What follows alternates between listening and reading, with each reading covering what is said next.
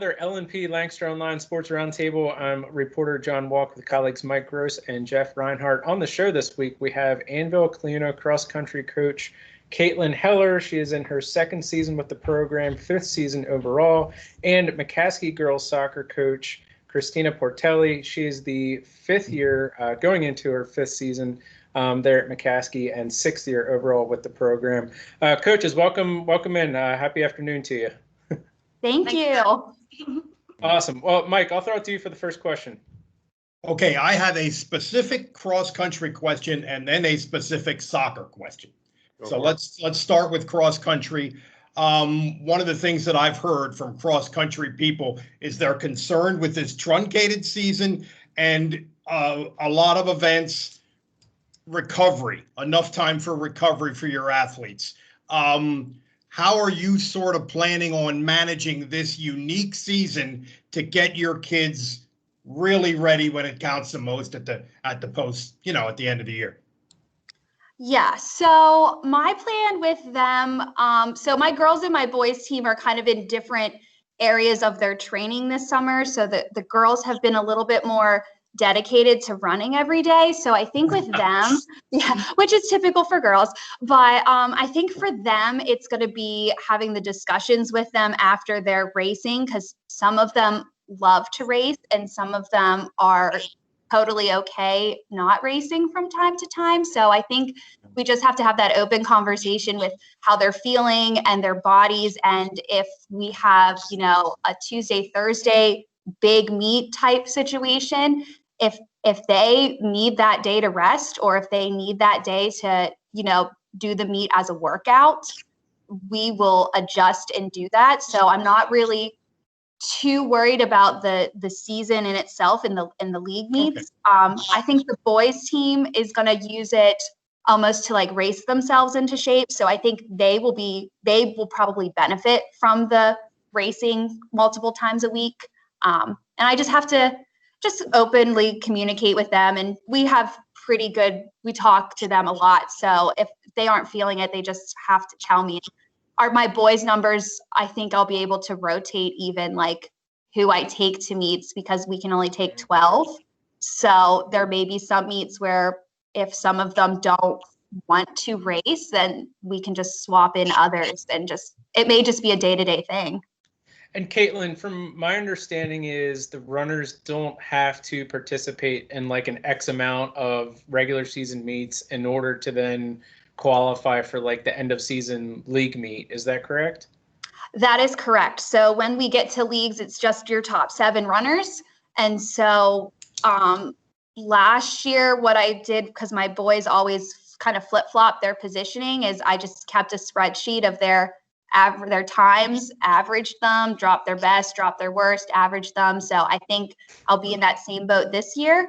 And for the girls, I think I'll have a distinct cutoff for where my top 7 are. So, but there's no minimum amount of meets. And districts, I think the league for my boys is going to help them to qualify for districts. But since my girls are single A, they should be good to go straight to districts.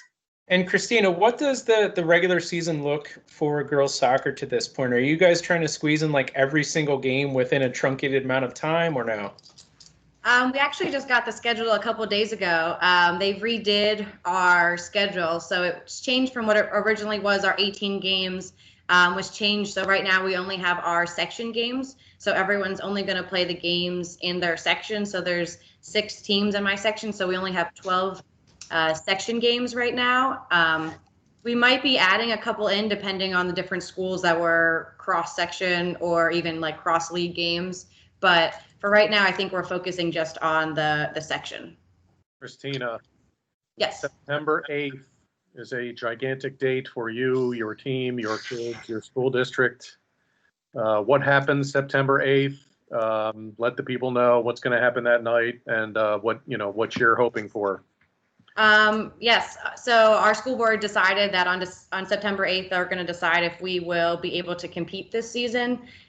So we've had lots of school board meetings previously, last week, the week before, and they decided September 8th will be the night that they decide whether we can compete against other schools and have competition and games. So I am hoping and trying to stay hopeful and positive with my athletes, and just in general that we can continue having a season, because we've been training all summer and we've been playing all summer, and the girls, myself, everyone wants to train with a purpose, and the purpose would be to have a season. So hopefully on September 8th, we get the answer that we want. And to follow up on that, are your voices being heard? I mean, not that you can walk into the school and knock on somebody's door and say, please let us play, but are you guys making an effort to write letters, make phone calls, be in people's ears for the next couple of weeks? How are you tackling this?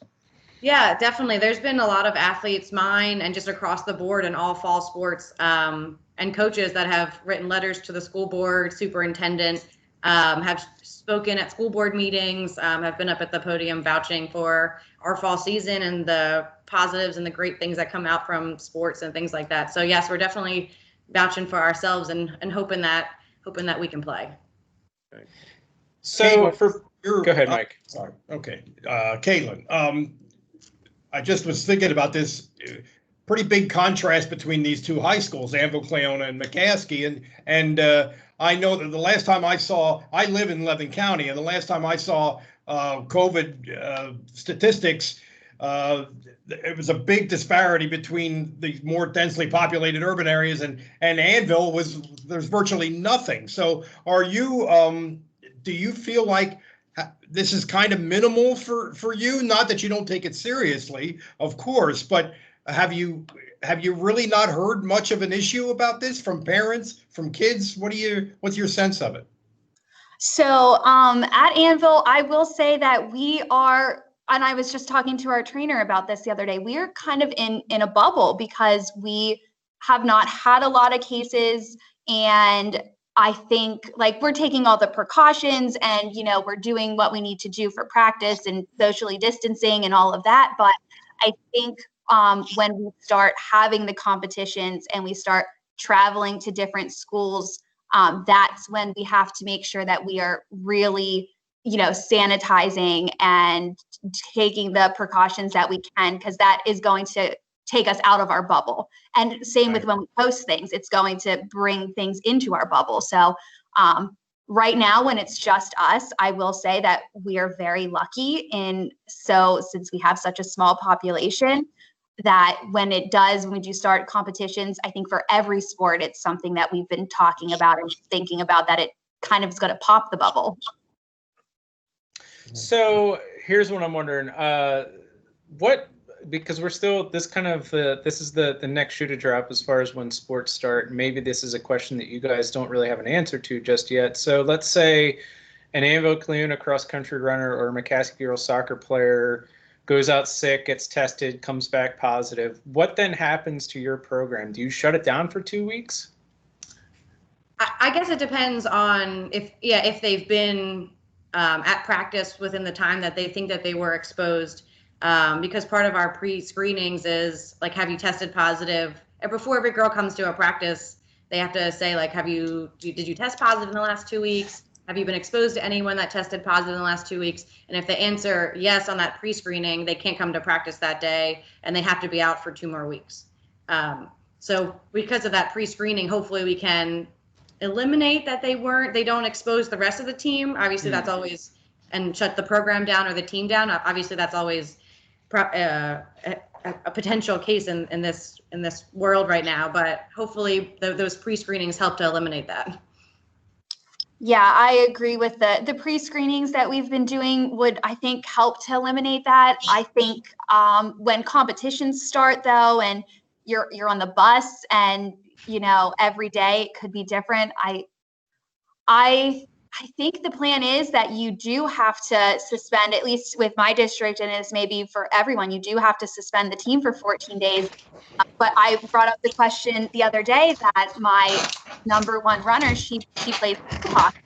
So if she were to get it, or a field hockey girl gets it, that shuts down field hockey, that shuts down cross country. So it's like this waterfall effect. Mm-hmm. Wow. Christina, go ahead. every kid wants to play right now. Every kid in every school in our league wants to play right now. McCaskey, needless to say, it's our big city school in the league, in the district, in the county, here, our little neck of the woods.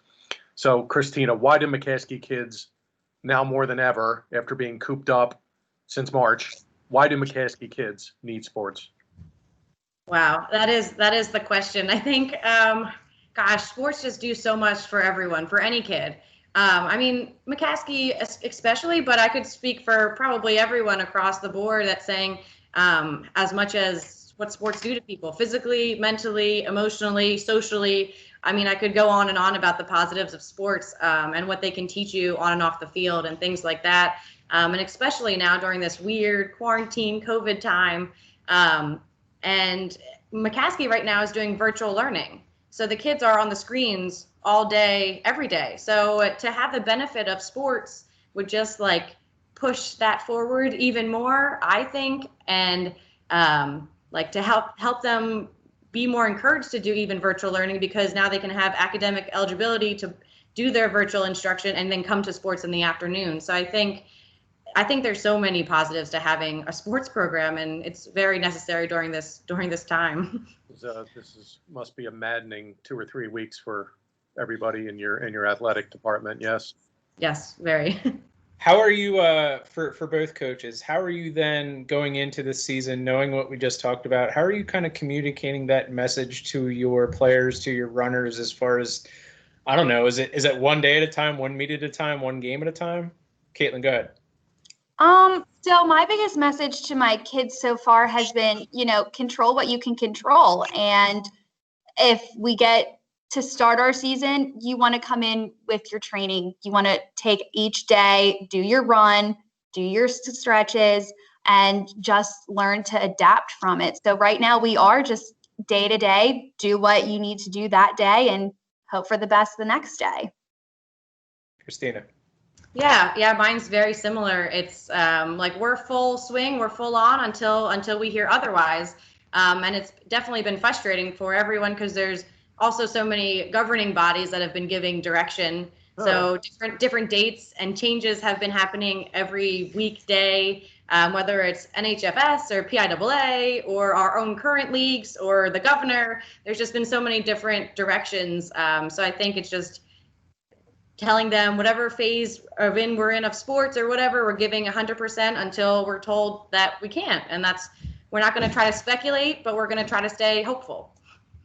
Are you guys both? I would think the quality of play in soccer might be pretty high compared to maybe the other sport, right? I mean, your kids have been playing, haven't they? You would expect these kids to be pretty sharp, right?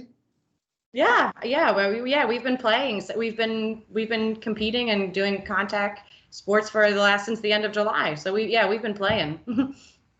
And have a lot of your players or any of your players really been participating in any club ball over the summer to this point? That's kind of what I was referring to, a little bit. Yeah.